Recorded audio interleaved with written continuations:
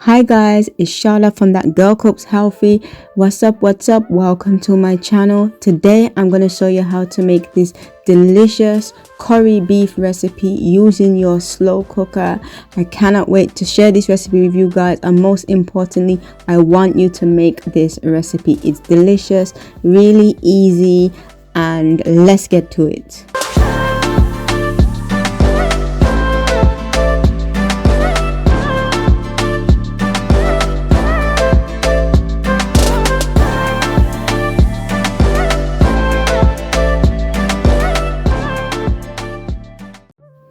So these are the ingredients that you're going to need. You're going to need some lean beef. So you want beef that has hardly any fat on it at all.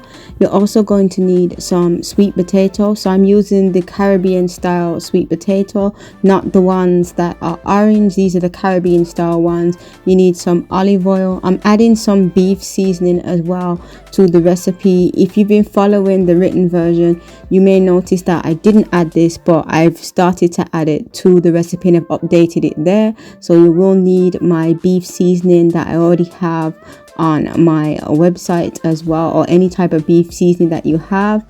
You'll need some bell peppers. I'm using some green and red bell peppers. It really doesn't matter the color, but I like to use those ones. You'll also need some tapioca starch and some water. That's going to help to make the slurry, to thicken the gravy. And you also need some water as well for when you're slow cooking the beef. You're going to need some scallion, onion, garlic as well. You're also going to need some curry powder. So I have 2 lots of curry powder, one for burning the curry when you add it to the frying pan, and the other is for when you're marinating the beef. You'll need some tomato paste as well, but you can use regular tomatoes if you want to. I just like to use a paste. Have a small amount of coconut cream, or creamed coconut some people call it, and to me that helps to optimize the flavor as well. It's not really something that people tend to add, but you're doing it my way, that's what I like to add. I have some black pepper, pink salt as well. So the first thing we need to do is we need to season our beef. So I already have the beef washed. It's already washed and it's dried and it's in the bowl ready to go. So I'm just going to add the dry ingredients first. So that's going to be the curry powder, the black pepper, pink salt and beef seasoning. And then I'm going to follow up with the onion, garlic and ginger, followed by the bell peppers. So once I add those ingredients, then I'm just going to use my hands. You can wear gloves if you want to just mix everything together.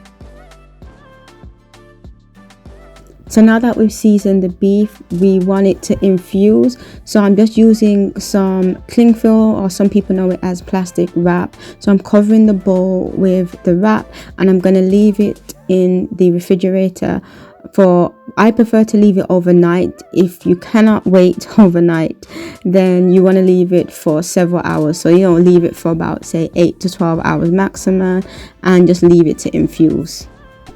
So now I'm going to show you how to brown the beef. So the first thing you want to do when you're browning the beef is to add some oil to a skillet or a frying pan, and then once you've added that oil, then you want to add the curry powder.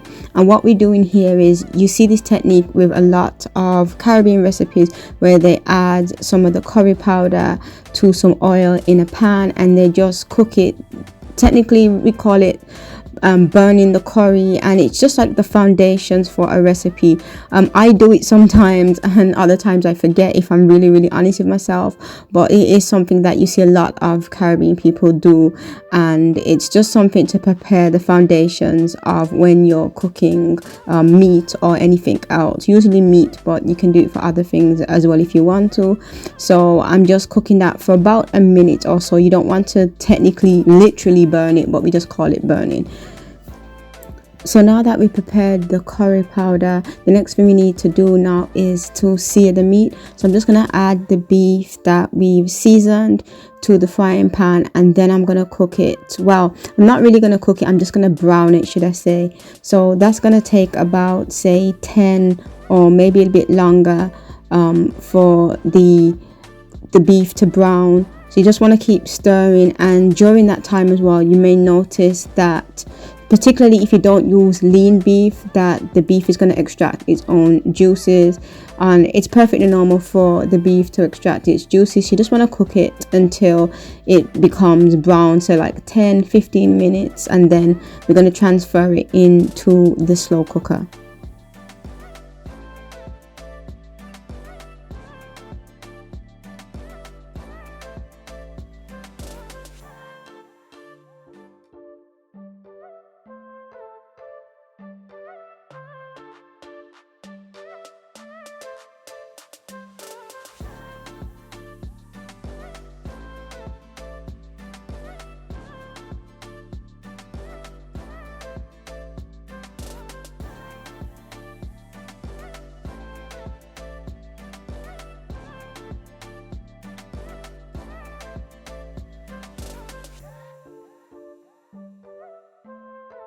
So I've transferred the seared beef into my slow cooker, and the next thing I want to do is to add some thyme, some coconut cream. It's perfectly optional, but I do like the taste of the coconut cream. And then I'm going to add my tomato paste, followed by adding some hot water to that seared beef. You don't want to use cold water because it's going to make the beef tough. You want your beef to be tender, so start by using hot water. So you pour the hot water into the slow cooker. So then you just want to give everything a quick mix before adding your sweet potato. When you add your sweet potato, it's optional. I like to add mine at the beginning, and it makes the sweet potato really soft. But if you don't want your sweet potato really soft, then you want to add it about an hour before the cooking time has finished. So you can add it now, or you can just add it later. And then we're just going to put the lid on for the slow cooker, and we want this to cook on high for 4 hours. So the beef has been cooking for about 3.5 hours now, so we have 30 minutes to go. So I'm going to show you guys now how I add my slurry. So I remove the lid, and I'm going to add the slurry, which is technically water mixed with tapioca starch. So I'm going to pour that in, and that's going to help to thicken up the gravy of the beef. And I'm also going to add as well my pink salt and black pepper, because I already did a taste test off camera, and I know that I need to add a bit more of that as well. So you want to do a taste test as well, just to check to see what it tastes like before you add your lid, or you can add it afterwards as well. It doesn't really matter, but most of the time you need to tweak it a little bit more with black pepper, pink salt. And then you just want to leave it to cook for another 30 minutes. So let me show you guys what the finishing product looks like. So I'm going to remove the lid one more time so you guys can see what the curry beef looks like. It smells amazing right now. I hope you make this recipe, and thank you so much for watching this video. Don't forget to like, comment and subscribe, and I will see you on the other side.